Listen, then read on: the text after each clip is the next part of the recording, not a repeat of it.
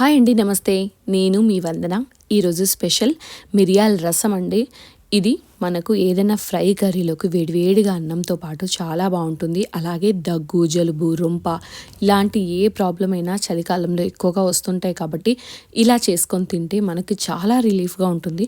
ఒకసారి అయితే కంప్లీట్గా వీడియో చూడండి, నచ్చితే లైక్ చేయండి. ముందుగా ఒక బౌల్లోకి 2 గ్లాసుల నీళ్ళని తీసుకున్నానండి.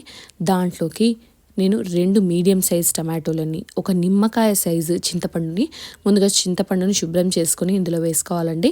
అలాగే కాస్త ఉప్పు, అలాగే కాస్త పసుపు వేసేసుకొని మీడియం ఫ్లేమ్ పైన ఒక 10 నిమిషాల వరకు దీన్ని మంచిగా మసలనివ్వాలండి. టమాటోలో ఉన్న రసం అంతా ఈ వాటర్లో కలుస్తుంది.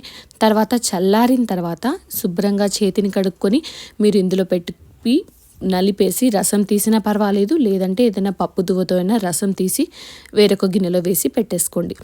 అలాగే ఇప్పుడు రోట్లోకి ఒక 20 వరకు మిరియాలని వేసేసుకొని వాటితో పాటుగా కాస్త జీలకర్రను కూడా వేసి మెత్తగా పౌడర్ లాగా చేసేసుకోండి రోట్లో. అలాగే ఇవి మెత్తగా అయిన తర్వాత, పౌడర్ అయిన తర్వాత దీంట్లోకి ఒక 10 వరకు వెల్లుల్లి రెబ్బల్ని వేసి మంచిగా దంచేసుకోండి. ఘాటు చాలా బాగా తెలుస్తుంది.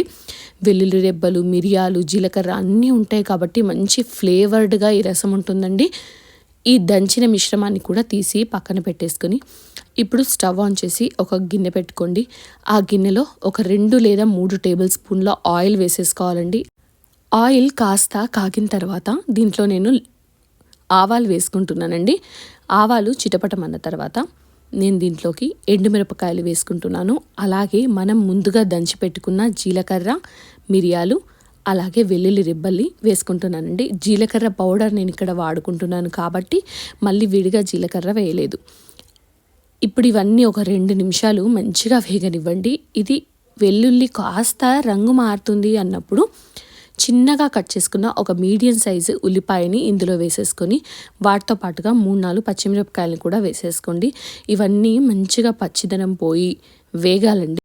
ఉల్లిపాయ పర్ఫెక్ట్గా వేగితేనే మనకు మంచి రుచి వస్తుంది. అలాగే 2 రోజులు మనం బయట పెట్టినా కూడా మిరియాల రసం పాడవకుండా ఉంటుందన్నమాట.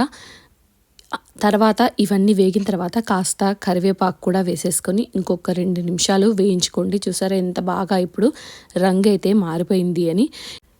ఇప్పుడు దీంట్లోకి కాస్త పసుపుని కూడా నేను యాడ్ చేసుకుంటున్నానండి. ఆల్రెడీ నేను టమాటో మిశ్రమం ఉడికేటప్పుడు పసుపు వేసుకున్నాను కాబట్టి ఇప్పుడు కొద్దిగానే వేసుకున్నాను. ఇప్పుడు టమాటో రసం తీసాం కదా, ఆ రసాన్ని ఇందులో యాడ్ చేసుకొని మన పులుపుకు సరిపడా నీటిని విడిగా పోసుకోవాలండి. ఎందుకంటే ఇక్కడ చింతపండు, టమాటోలు 2 వేసాం కాబట్టి కాస్త పుల్లగానే ఉంటుంది. అందుకని వాటర్ కన్సిస్టెన్సీ అడ్జస్ట్ చేసేసుకోవాలి.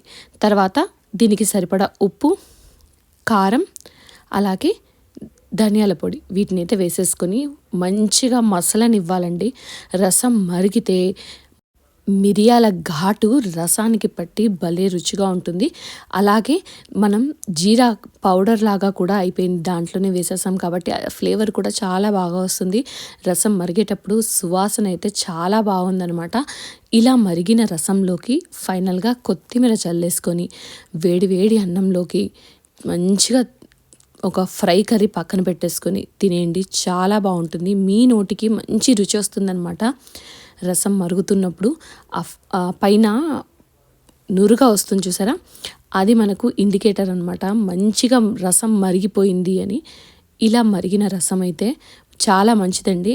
చింతపండు వేసాం కాబట్టి రసం మంచిగా మరిగించుకోవాలి, అప్పుడే మంచి రుచి వస్తుంది. అలాగే దగ్గు, జలుబు అన్నది చింతపండుతో తొందరగా ఎక్కువ అయిపోతాయి, అలా కాకుండా కూడా ఉంటుంది.